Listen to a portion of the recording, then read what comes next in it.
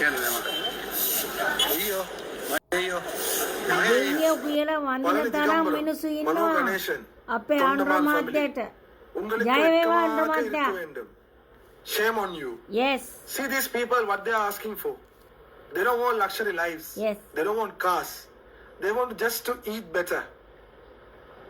It's a shame to see these kind of incidents All the Tamil in a minister developing country like this. can't do You anything. have not been able to fulfill their basic requirements.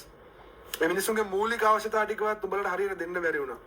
මොනවාද කරේ මෙච්චර කාලේ? මේ මිනිස්සුන්ගේ දාඩියෙන් pocket එක පුරවගත්තා පුතේ. Pocket එක අමිල් මන්ත්‍රී ටික පොකට් එක පුරවගත්තා. පාර්ලිමේන්තු එකේ ගිහිල්ලා කෑ බෑ ගාලා කෑ ගාලා. See, now they are like they have found the correct guy. Yes, we got So, the good